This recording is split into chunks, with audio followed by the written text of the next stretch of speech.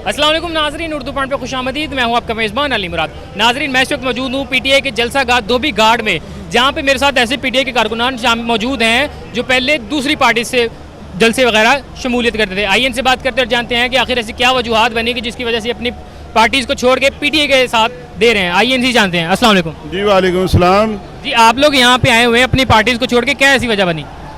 नहीं, मैंने तो पार्टी रिसेंटली तो नहीं छोड़ी। मैं 2013 में भी पीटीआई के साथ था, 2018 में भी पीटीआई को वोट दिया, 2008 में मैंने नून लीग को वोट दिया था। उससे पहले भी जितने वोट दिए हैं हमारी फैमिली सारी ज़िंदगी नून लीग को सपोर्ट नून लीग को वोट देते रहे, बस अकल ही नहीं थी।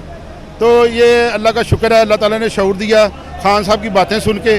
और पूरी दुनिया में आप देखें कि दुनिया के अंदर मेडिकल साइंस में रिसर्च हो रही है, दुनिया के अंदर जो है ना साइंस एंड टेक्नोलॉजी में रिसर्च हो रही है। हम अभी पीने वाले पानी को तरस रहे हैं, हम अभी अपनी गलियां, नालियां, पुलियां और ये सारे जो है ना बुनियादी मसाइल जो उसके पीछे पड़े हुए हैं। हमारी आज तक लोड शेडिंग हो रही है, दुनिया एनर्जी में कहाँ से कहाँ पहुँच गई है, नए जो है ना वो ज़राए तलाश कर रही है। हम अभी तक रो रहे हैं कि जनाब लोड शेडिंग हो गई, हमारी इंडस्ट्री बंद हो गई। नवाज शरीफ के दौर में जो पिछला दौर था इनका 2013 से 18 तक, हमारे शहर फैसलाबाद में पावर लूम जो 35 से 40 रुपए किलो तक फ़रोख्त हुई हैं। इन्होंने इंडस्ट्री तबाह कर दी और बिजली के इतने महंगे प्रोजेक्ट्स किए इन्होंने। 20 साल के एग्रीमेंट साइन किए हैं 34,000 मेगावाट के, जो कि हमें कैपेसिटी पेमेंट के हिसाब से फुल पेमेंट करनी पड़ती है। सर्दियों में हम 5-6 हज़ार मेगावाट सिर्फ बिजली इस्तेमाल करते हैं, जबकि हमें 34,000 मेगावाट पैसे देने पड़ते हैं उसके।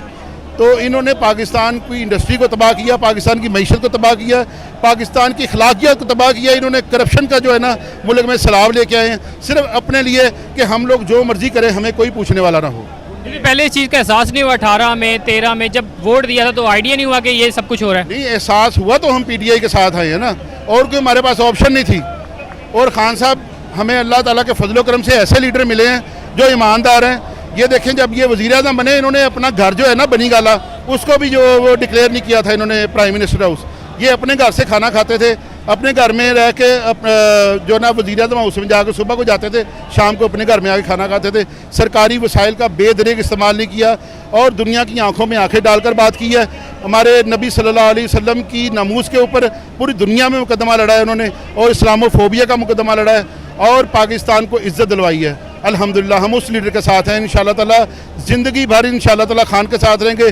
जान भी देनी पड़ेगी तो इंशाअल्लाह ताला खान के लिए जान देंगे इंशाअल्लाह। अच्छा, जैसे इन्होंने बताया कि पीटीआई में शमूलियत की, तो आप लोगों को ऐसे क्या तवक्कुआते हैं खान साहब से, जो आप लोगों ने अपनी पार्टीज़ को छोड़ के पीटीआई को ज्वाइन किया? हमें इंशाअल्लाह खान साहब से बहुत उम्मीद है। हम सबसे ज़्यादा ये खान साहब का शुक्रिया अदा करते हैं, उसने हर इंसान को बोलना सिखा दिया, उसको हक कानून बता दिया कैसे किसी के साथ बात करनी। हम शुरू से ये मैंने पहले भी यहाँ पे धोबी घाट में ये वो जो मरियम नवाज़ है उसका जलसा अटेंड किया है, उधर को लोग आए ही नहीं थे। मैं खुद भी आया था यहाँ पर, ज़्यादा से ज़्यादा मैं 2-3 हज़ार लोग था, लेकिन अब आए हैं। खान साहब को आपने देख भी लिया है। आपके मुताबिक कितने लोग होंगे यहाँ पे? इंशाल्लाह ये ज़्यादा से ज़्यादा कम से कम मेरा ख्याल 2 लाख ज़्यादा होंगे लोग यहाँ पर, ठीक है ना। ये 1 लाख से ज़्यादा धोबी घाट के अंदर है, बकाया रोड के बाहर है, इधर गलियों में है, बहुत सारे छतों के ऊपर भी आप देख रहे हैं कि काफ़ी लोग हैं, ठीक है ना। हमने शुरू से ही बस एक चीज़ ही इनसे सीखी है कि ये मुखलस आदमी है, बहुत अच्छे आदमी है, ठीक है ना। ये जो चोर डाकू हैं हमारे ऊपर इन्होंने किए हुए, इन्होंने अपने अदारे इतने मजबूत कर लिए हैं, हर अदारे के अंदर इन्होंने अपने बंदे बैठाए हुए हैं, ठीक है ना। रिश्वत, ये हमारे मुल्क में सबसे ज़्यादा रिश्वत जो ये है।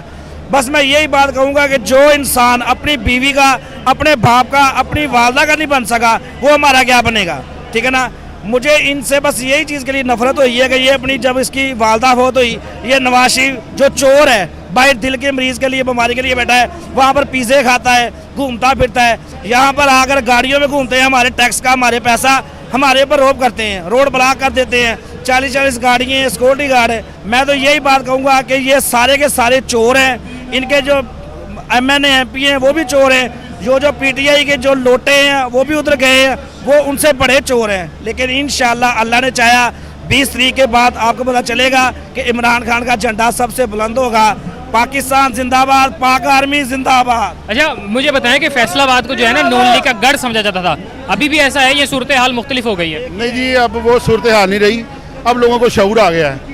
अब जो अगली नस्ल है ना वो तलीम हासिल कर रही है, तो जो अनपढ़ लोग हैं ना वो कम रह गए हैं, इसलिए नून लीग के लोग भी कम हो गए हैं। जो एजुकेटेड लोग हैं, जहाँ पे पढ़ी लिखी कम्युनिटी है और लोगों को पता चल गया कि हमें इन्होंने जानवरों की तरह रखा हुआ था। ये जो इन्होंने ला कानूनियत रखी हुई थी मुल्क में, अभी भी खान की अक्सरियत नहीं थी असम्बली में। इस वजह से हम जो है ना, हमारी पार्टी जो है वो अमेंडमेंट्स नहीं कर सकी असम्बली के अंदर, और जब भी कोई ऐसा मौका आता था ये ब्लैकमेलिंग शुरू कर देते थे। अभी देखें, जब ज़रूरत पड़ी है, खान को मुश्किल दौर आया, तो ये अपने आकाओं के साथ मिलकर, तो जिसको इमरान खान ने एब्सोल्युटली नॉट कहा था, उनके साथ मिलकर उन्हें इमरान खान का फटा खींच दिया। और इंशाअल्लाह ताला इमरान खान को हम लेके आएंगे और पाकिस्तान की आवाम उसके साथ है, हमारी दुआएं उसके साथ है। अल्लाह ताला उसकी ज़िंदगी की हिफाजत करे, अल्लाह ताला पाकिस्तान की हिफाजत करे, पाकिस्तान आर्मी की हिफाजत करे। हम इंशाअल्लाह ताला पाकिस्तान जिंदाबाद का नारा लगाने वाले हैं, पाकिस्तान पाइंदाबाद।